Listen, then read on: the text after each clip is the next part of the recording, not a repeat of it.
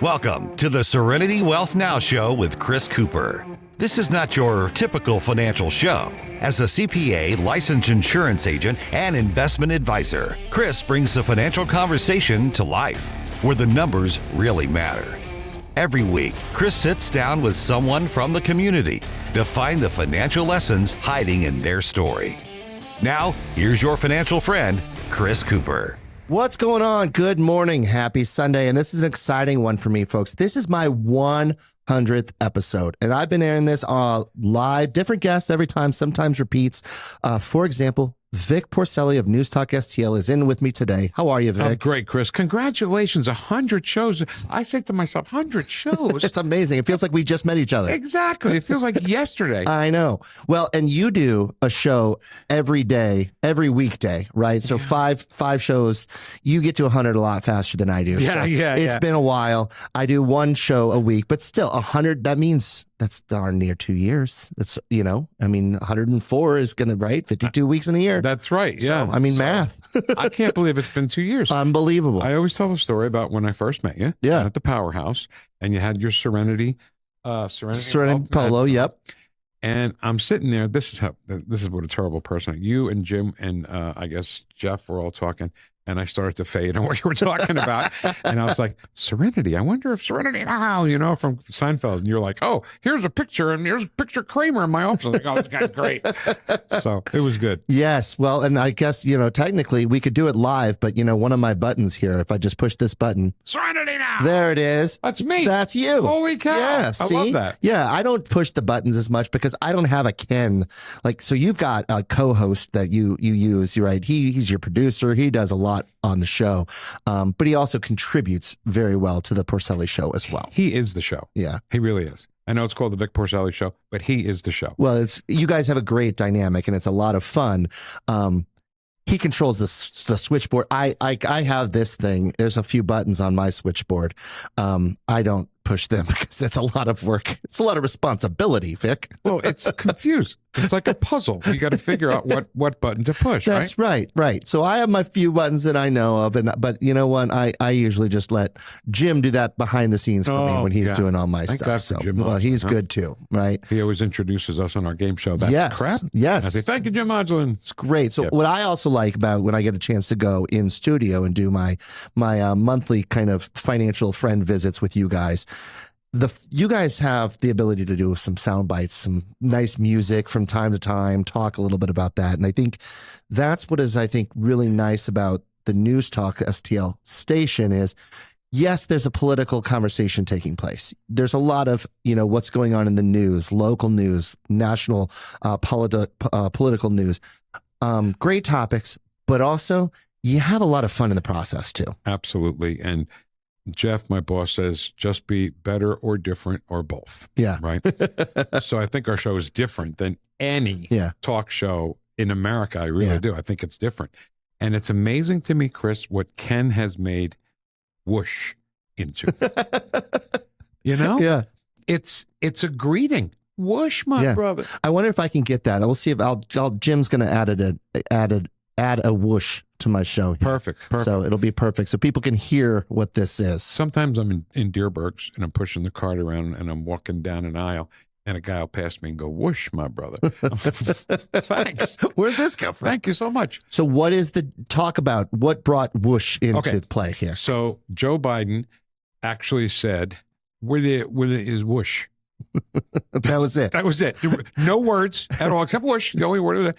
And it was probably not a big deal. Like you picked up on it, but it wasn't like publicly, like mainstream media didn't pick this thing up. No. But you picked it up and turned it into this viral thing in the St. Louis News Talk STL community. Again, I give Ken all the credit because it has become part of the vernacular of the people who listen to the show. It has. I mean, when they put it in the chat box, I got to say, and Wednesdays are double whoosh Wednesday, And it's just amazing how he's done that and has made it part of the vernacular. So I owe a lot of that too. Also do you remember Katie Fitzpatrick? Sure.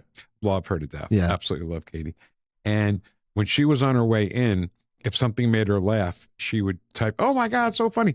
And one day she was like, "Oh, what do you whoosh?" And I was like, "Ken, it jumped out to her. Yeah. Let's make it jump out to everybody. And it has. And it's one of those little viral things. And it's really kind of funny.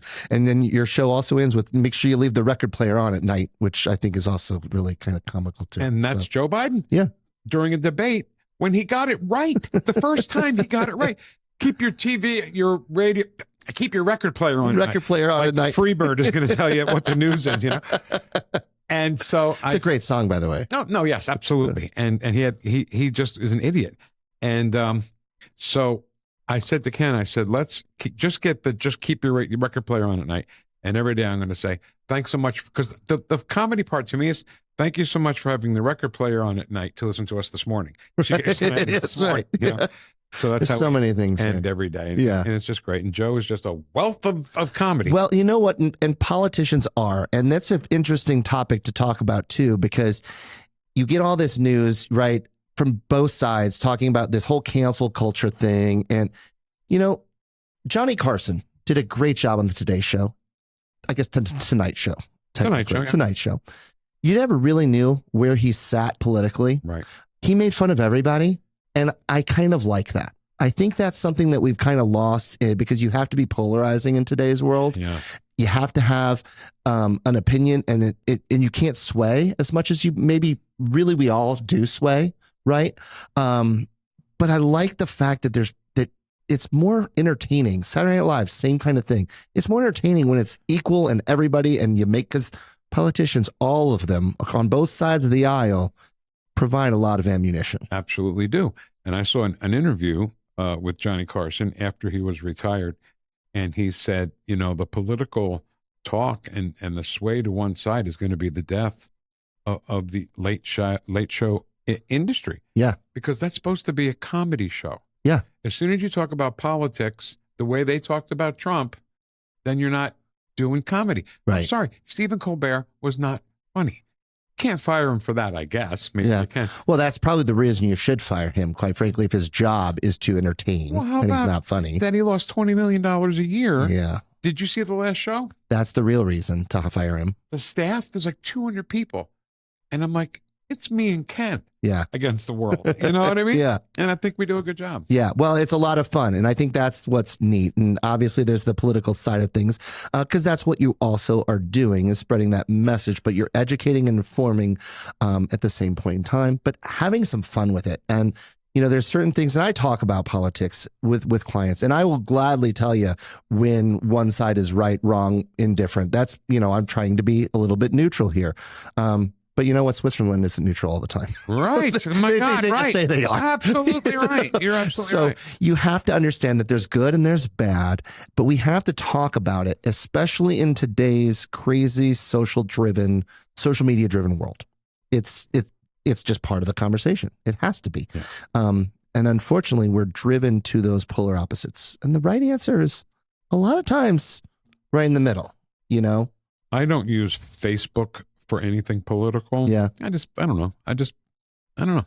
Just don't. Yeah. I just don't. I'll do all that on X, So if you go to my Facebook page, just my regular, not radio station, nothing, Facebook page, Vic Porcelli, the last 3 days were nothing but editorial cartoons on Memorial Day. Yeah. They were great, by the way. Yeah. Because I love the military so much. Mm-hmm. My dad was in World War II, drove a tank onto Omaha Beach. And I say to myself, I never would even make it through boot camp. Yeah. Much less have the courage to be in a foxhole mm-hmm. thousands of miles away. Where do you find the courage to do that? And I have no courage. I will admit it to you right now. I just don't have the courage or the bravery to do that. So, you know what, Chris? This is really weird. Maybe it's stupid.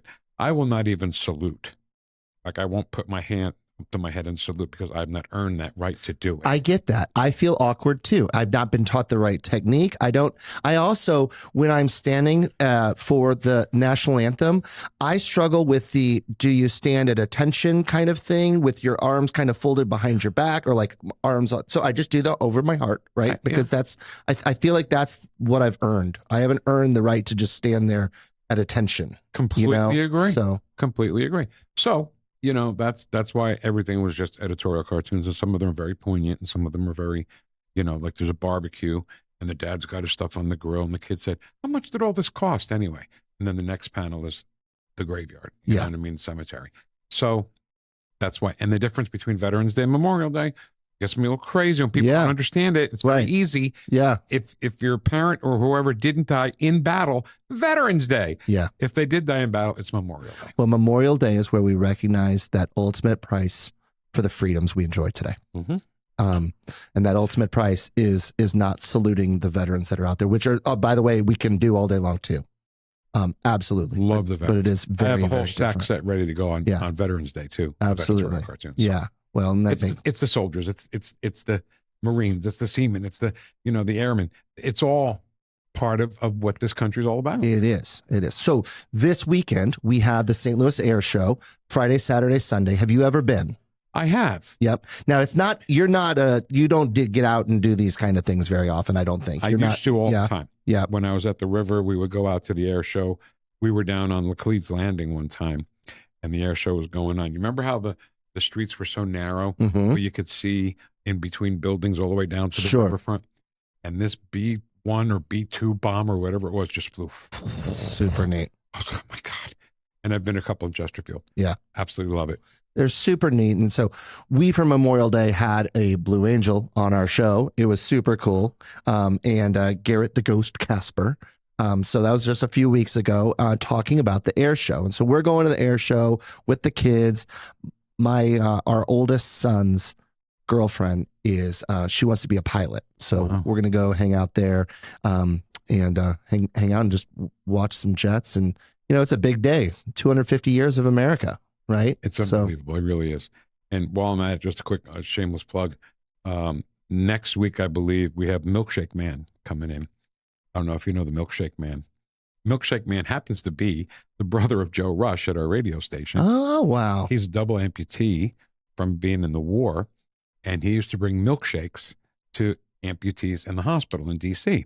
And he did it so much that they called him the Milkshake Man. I love it. And it got around so much that it was in Doonesbury. Okay. They talk about Milkshake Man in Doonesbury. Wow. Isn't that cool? That is very cool. Yeah, so he'll be on next week. It's crazy all the connections in the world out there. It's unbelievable. Yeah. Unbelievable. Yeah. So, this is a great time of year. And then you're right into this. We got 4th of July. It'll be here before you know it, right? Don't forget Flag Day. So, Flag Day right there. President Trump's birthday. That's right. Well, so now, all right. So where do you stand on this? Because is that when the White House UFC match is going to be? No, that's July 4th. I believe. It is on the 4th of July thing? Okay. I think. I can't remember. And my kids will tell me because they're big UFC. All right. Love that. And I think it's kind of cool, but at the same point in time, it reminds me very much of that Idiocracy movie a little bit, where it's very sensationalized. And then you've got this Roman Coliseum feeling right there on the White House lawn. But I'm going, you know what? He's really good friends with the UFC owner. Right. It doesn't bother me. It doesn't bother me because it's kind of cool. If it was any other year, maybe. This is the 250th anniversary. Yeah. The semi-quincentennial. Yeah. I love that word. That's a really cool way to say it, by the way. Yeah. Well, yes, it is. No, absolutely is. I used to say semi-sesquicentennial. Oh, boy. Which I kind of like. But the way Jim says semi-quincentennial, semi, half. Yeah. Right? Quin is 5. So 500, that's 250. Yeah. Semi-quincentennial. Centennial means 100 years. So it's 250 years. Look at this. This is like Latin and math lessons all in one here. If I only knew what I was talking about. Well, you did, because you did the math right there, too. I did not do the math. You did, Quinn. I did the words. I translated the words is all I did. Then you said multiply times 5. Yes, I did. Okay, that's math. Right. See, you don't give yourself enough credit. No, I don't. You're doing just fine. So that's exciting. I think it is kind of cool. It's polarizing, of course, but that's who our current president is. He's kind of just a polarizing guy. I also want to say that I graduated high school in this country's bicentennial in 1976. 1976. Well, there you go. Our tassels on our things were red, white, and blue. Uh-huh. And it was a big deal graduating in the bicentennial. So just another shameless plug. I'm sorry.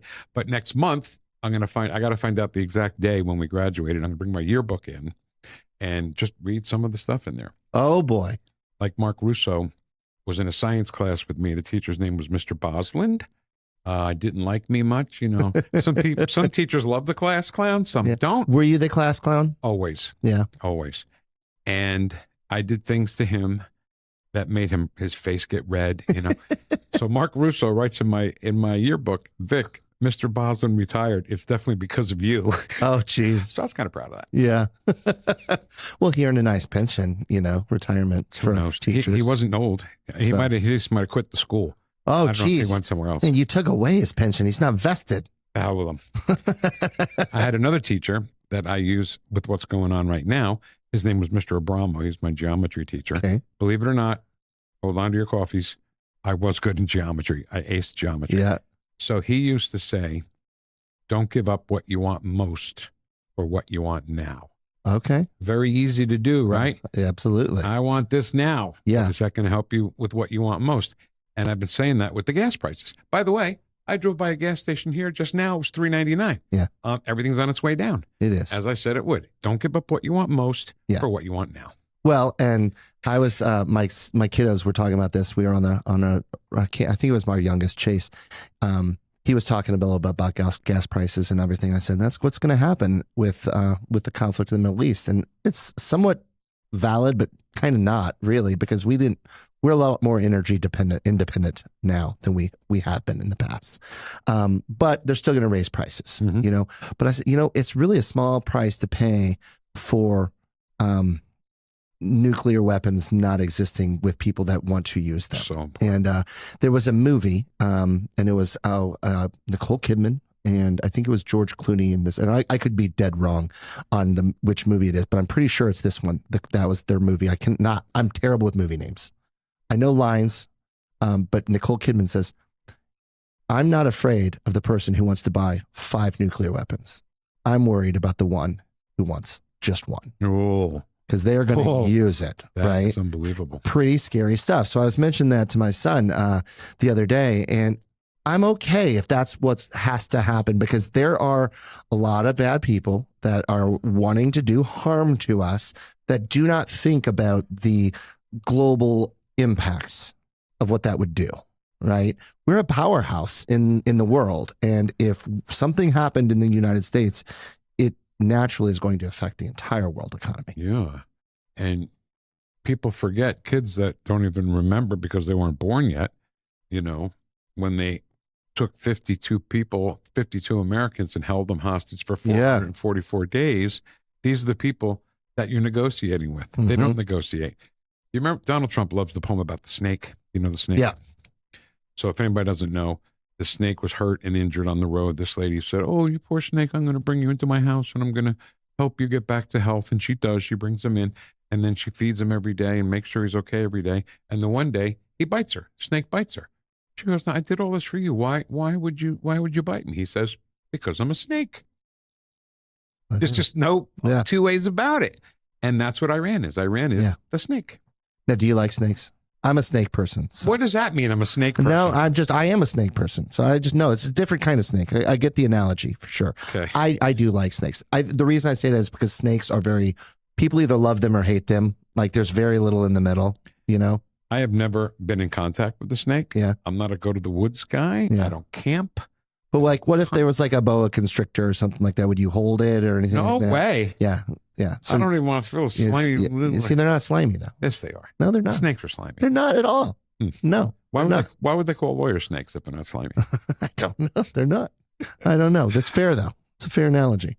So, no, I think snakes get a bad rap at times, but your analogy is dead correct. Yeah. Right. And that's where it's one of those, it's tough. And I don't like no one likes paying high gas prices at all. Huh.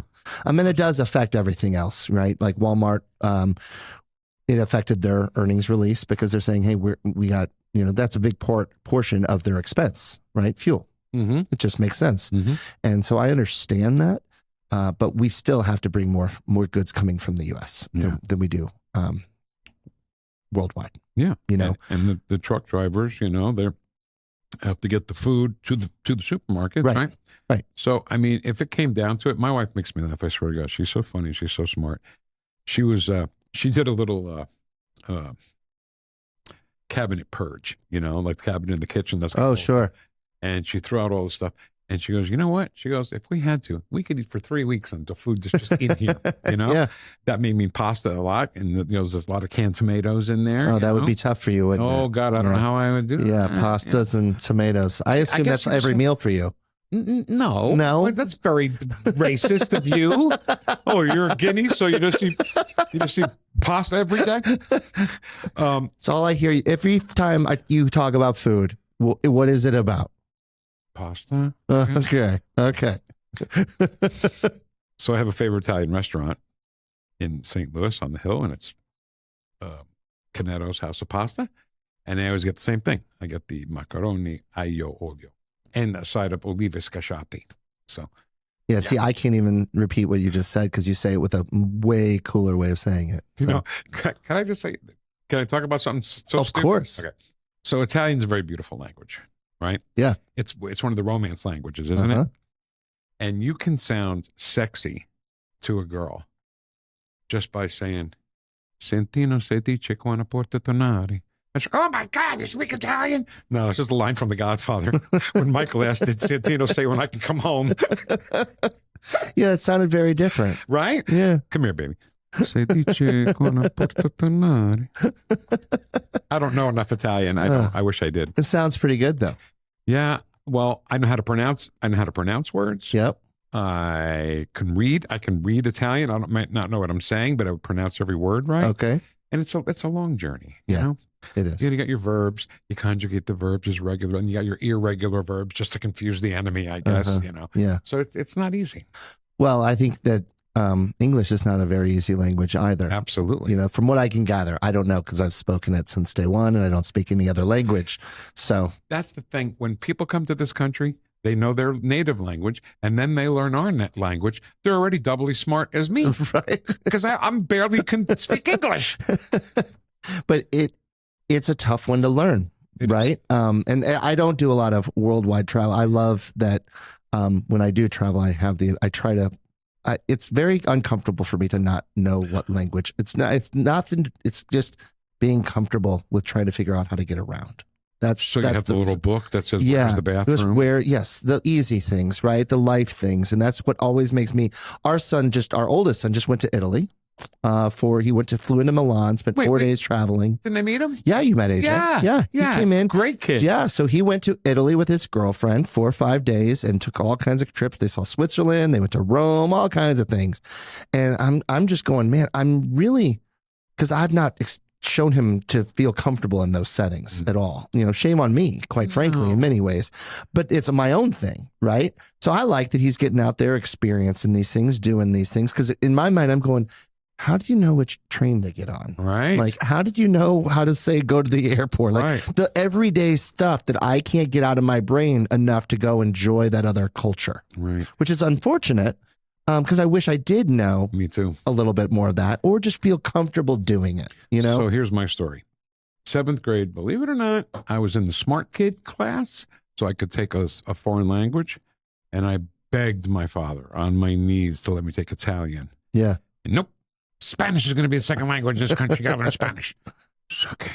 So I took Spanish for 7th grade, 8th, 9th, 10th, 11th, 12th, and 1 year of college. That's a lot of Spanish. The last year, the test was go to the Spanish teacher's office and speak Italian to him. That was the test. I mean, speak Spanish I was going to say, because that would have been a weird test there. And now you know what I know? Como está usted? Muy bien, gracias. That's about it. That's about it, right? Yeah. But if I took Italian. Baño and cerveza. I got Donde those. está el baño? Yeah. But Donde está la casa de Pepe? But Italian, if I took Italian all those years, surrounded by Italians in my family and in my life, I would be bilingual. Yeah. And now I'm not. I think, that's the challenge, right? Is how do you keep it consistently? Because you have to have consistency with a conversation. Otherwise, you learn something and it goes right out. Yeah. And I mean, it's, you know, like if I always say to my kids the little bit that I know, you know, andiamo per mangiare, right? So if you were to translate that, you know, literally would be come here for to eat, per mangiare. Okay. And have you ever heard it? You ever heard an immigrant say that? No. For to eat? Okay. Where do I for to eat? Oh, you know? that's... So you got to learn that whole thing. Yeah. Yeah, because the order gets It's not even the order. Yeah. We would say, come here and eat. Yeah. Eat. Yeah. Eat your food. Yeah. It's just different. It's different. Yeah, so I don't do a lot of world travel, but it was really cool that he got to, and that was great. So I do like going places. I like to vacation all over the place, but I would be honest with you. I don't leave the 48 contiguous states. Yeah. I know all the rules and all the laws here. Yeah. I don't need to, because you're such a lawbreaker. Right. Yeah, well, it's so dangerous. In Singapore, you throw a piece of gum in the street and they whack your ass in the middle of town square. Yeah. Well, you know what? Get in Ken's way one day and he might do the same. I'm surprised he hasn't already, to be honest. God, I make him crazy. Well, but you have fun doing it. I think that's the most important thing. So you transitioned from music to talk radio. And you were nervous at first, I'm sure. So scared. Yeah. I was so scared. My 35 years of radio was, hey, 80 degrees right now. Here's America Clapton. Wonderful today on 103.3 KLU. That was it. That was all they let you say, too. Shut up and play the music. Right. The big thing. When I was young, I used to listen to WNEW-FM in New York, and they had a guy named Vince Scelsa on at night, and he was a great storyteller. And he told the stories about Alexander Haig. Remember when Alexander Haig did I'm in Charge now, during Nixon thing? And I drove around, and I got home. I'm in the driveway. He's still talking. So I had to sit there in my car and wait for him to finish the story. And it was great. Yeah. But then they took talking and storytelling away from us. Shut up and play the music. Right. You got like 20 seconds, 30 seconds if you're going into a commercial. And talk radio, I am the music. Yeah. So I kind of dig that now. Well, and you're on a station local, family owned. I mean, the owners. Absolutely. This is not a corporate station here, which is why I love being involved in it too, because I have the ability to come in. You see something on the news that's finance related, you've got a friend to call. Oh, I mean, we did. We do. We come in, we talk. Yeah. And I think that's a very important distinction, because so much in media today is driving us into this whole big conglomerate type of an atmosphere. Right? You don't get a lot of that local. You don't get a lot of that personality and that flavor. I just like to say that I think you and Ken and I do the same kind of thing. Yeah. Because you do your thing here, not like, hey, the Dow Jones is up 225, crude oil's down. You know what I mean? You don't, when somebody comes in, you don't start rattling off numbers. Why would you do that? Right. I'd turn around and run. Yeah. Yeah. So it's kind of the same thing. We have fun doing what we do. You have fun doing what you do. Absolutely. Because it's important. And what really matters is that conversation. You can't make a point. You can't help educate somebody without helping to form that relationship, that trust, right? In my business, it's trust, but really it's no different for you, right? You've got a whole listener base that is very loyal, the Vic heads. Oh, God, I hope so. God bless them. God bless. But somebody doesn't come in here, and comes in all nervous. I mean, everybody comes in. Well, people do. We're talking finances. They have their hat in their hands. Nobody wants to talk about that, but you make it Seinfeld-esque to talk about. We try to. That's why when I started the show, I said, there's conversations that we try to avoid having, right? We don't like to talk about, we say, oh, you can't talk about politics. You can't talk about religion. But those are the hardest conversations we can have and you can learn from. Mm-hmm. But we also personally, we don't talk about money. We don't like to talk about finances. Whether you're ashamed or whether you just are trying to hide it, it doesn't matter. We always try to avoid sharing that kind of intimacy. And so it puts just my standard of what I do for a living, it makes it tough because anytime someone's going to have that conversation, there's always a natural barrier of, oh, should I share with this guy? I mean, I know it's his job, it's but scary. And you can empathize to that. That's the great thing about it. And I'm sure a lot of places can't. I'm not here to put places down, but I'm just saying. And I don't either. And they put themselves down. It's fine. Yeah, they did. But you can empathize with people's trepidation with talking about their money. How can you not? I mean, because I'm a person too. Yeah. And when I'm talking about, it gets very personal when I'm talking about my own money, because it's life, right? And the conversations we have are never just about money. It's about what your money does, So that's why, we're talking about the Dow Jones is down or up, or who cares? Right. It is what it is. Right. You can Google that. You can find that out. Sometimes I'll have clients come in and they're like, well, what's the market doing today? I'm like, I don't know. Let's check. Good. I haven't looked. Yep. And I don't care. That's not a knock. That's fine. If my best days aren't watching the market. Mm-hmm. My best days are when I have clients that I'm meeting with and I'm talking to, that I'm learning about what's important to them. And then we're putting a plan in place to help solve their challenges and make sure that every day can be the day that they deserve. I think, and I mean, I've known you obviously now for a bunch of years. 2 years, man. Seems like that. it here. Yeah. Yeah. So, but I love saying that Chris wants you to have the retirement that you deserve. It's a So big somebody deal. says, yeah, well, you know what, honey? We deserve this. You save, you work hard, you save hard, or you save what we can, right? And I think that's the most important thing. So we want to make sure we get the most. We want to make sure that number that's on that statement, whatever it is, it needs to be put to the right purpose. And that right purpose should be your goals. And it's not my job to tell you what your goals are. Yeah. In fact, the most conversations I have about retirement aren't necessarily about can you afford it? It's what's retirement look like for you? Oh. What are your hobbies? Yeah. What are your interests? A lot of people, they go, I can't stop working because I'd be bored. Don't stop working. Just you better make sure you love your job. Because that's different, right? And you love what you do. I do. So as long as you love what you do, it doesn't feel like it's working the same way. It looked to me like my father loved what he did, right? He was a principal of a school. He was a teacher before that in the inner city, by the way. And my mother, 35 years in the inner city. Then he got a job as a principal in a suburb. And it looked to me like he loved it. He would stand out there and he'd say hello to every kid by name. That was a big thing for him. Well, I love that. Every kid. And then he retired and then he fell apart. Ugh. So I wondered, why didn't he just keep going? And that's not a bad thing. I call it permission to retire. What are you going to do? Every day you can't always just do on vacations. Because you can't just vacation. There's only so many crosswords. There's only so many. Yeah. There's only so much you can do. So it's, what does everyday life look like? Are you going to pick up hobbies? Do you ride your bicycle? Are you going to go on walks? Do you enjoy reading? Are you going to do other kinds of hobbies, charity work, all kinds of volunteer things? Find that hobby, because then that can fill that gap. Business owners are the worst. We are terrible because we're all high strung. Yeah. We're used to every day being like, oh my gosh, what's going to break today? We're terrible at that. So funny. So you have to make sure, that business isn't yours. And I know if you sell it, you're going to want to go to work the next day and say, oh, they're going to do this wrong. I got to go show them this. No, you just sold your business. Right. It's not your business anymore. It's none of your business. Yeah. It's their business. Yeah.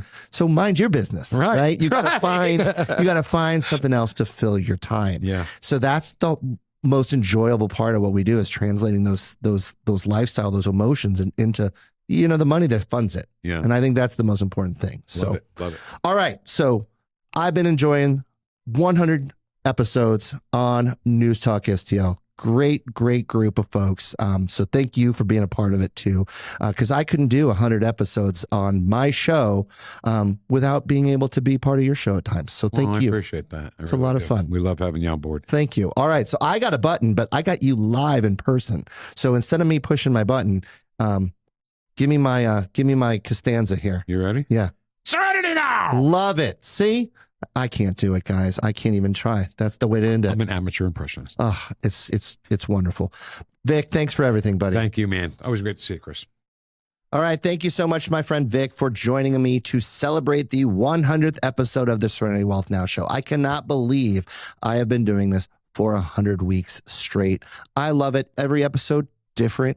Sure, I've had some repeat guests on from time to time, but every story is unique and every conversation I have is unique. I'm one of those people that loves what I do. I have the privilege of meeting people and talking about financials every single day. I get to help interpret numbers into lifestyle, and I am very blessed to enjoy every single minute of it. And then on this show, I get an opportunity to share with people around the community about what that conversation might look like. We have conversations with great business owners. We have conversations with politicians at times. We have conversations with people in our community who are looking to share their story, and there's always something to learn.